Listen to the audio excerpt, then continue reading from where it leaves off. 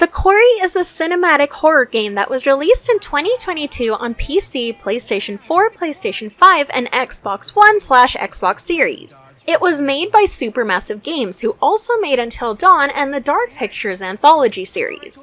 It is basically a spiritual successor to the former game. The Quarry is based on 80s slasher movies and very much feels like it is one. During the summer of 2021, a summer camp called Hackett's Quarry is open, and the story takes place right after all the campers go home. There are 7 counselors to play as, not including the 2 from the prologue. When getting ready to go home, one of the guys sabotages their van, wanting to spend one more day with the girl he has a crush on. They're stuck at the camp until morning, and their boss tells them to stay inside until the next morning. So what do?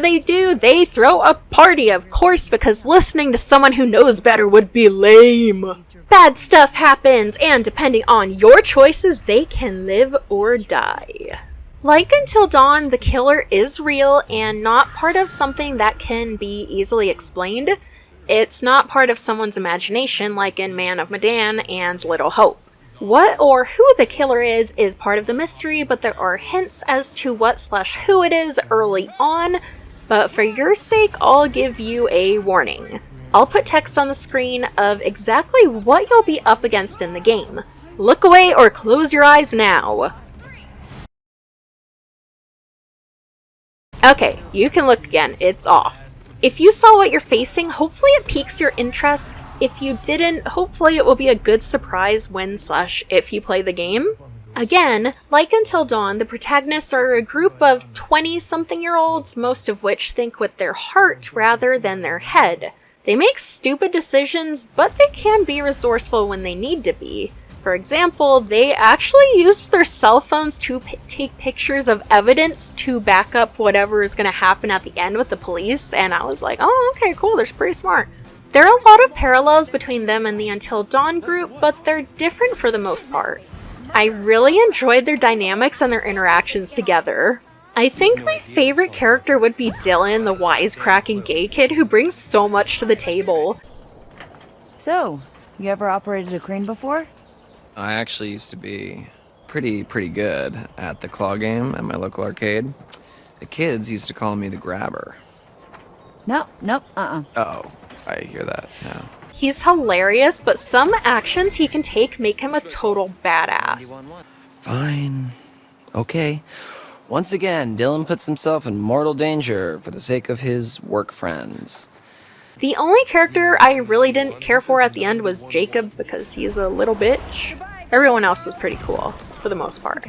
Hackett's Quarry is the main location, and you will be exploring the forest around it along with the facilities on site. The main building, the lodge, reminded me a lot of the lodge from Until Dawn, but most of the areas were brand new. Despite being called the Quarry, you don't really go into a mine except for one short part at the end. The environment is very eerie and does a good job of creeping you out, especially if you live in a secluded area in the woods in real life. It will also remind you a lot of those 80s movies set at summer camps and stuff. Even though the environments look good, the graphics aren't as good as Until Dawn. Sometimes the facial animations look a bit strange, and it kind of feels like they took a shortcut with other animations. For example, at one point, 2 of the characters are going to go swimming in the lake, and instead of showing them taking their clothes off, you see the dude with his clothes on, camera changes to the girl in the water, and then goes back to the guy who now has his shirt off, so he just snapped his fingers and it disappeared, I guess. It was kind of weird. The animation for the water didn't look as good as it could have. The splashing threw me off a lot. Kind of looked like a cartoon. Once you finish your first playthrough, you won't notice it as much though, probably, maybe.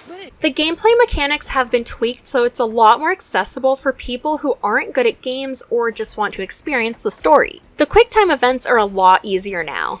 Gameplay slows down a few seconds before you need to take action, and it's usually just the flick of an analog stick or button mashing. The new stealth mechanic is to hold your breath by holding down a button until whatever danger is present is gone. This is indicated by a red glow on the screen. I like it a lot better than the hold your controller still in Until Dawn because I have shaky hands, or pressing in time with your heartbeat in Dark Pictures because I have bad timing. All of these can also be turned off as well. There's also a movie mode where it basically plays out the cutscenes only so you can enjoy the story without having to play. You can choose the ending where everyone lives, everyone dies, or customize how each character will behave to get something different. Co-op mode is also back. You can take turns passing the controller in local or do online, which has a voting system similar to Hidden Agenda. I know a lot of hardcore gamers will probably complain about it, and my opinion is, shut up. The story isn't really anything new, nothing you haven't seen before, but that doesn't mean it isn't fun. These games are my guilty pleasure, and I will play every single one just to enjoy experiencing them. I like watching horror movies, even though a lot of them are similar, just because I like seeing whatever the creators have come up with. The Quarry has so many branching paths and different outcomes, it's fun to see what can happen based on what you do. This one is 10 chapters long and takes about 10 to 11 hours to beat the story, depending on how much you explore. There's also a death rewind option that you can unlock after beating the game once, and that allows you to retry up to 3 times in any event that gets someone killed. For your choices, you really have to think about all of the possible consequences of what you do. You need to pay attention to small details and keep them in mind when making decisions.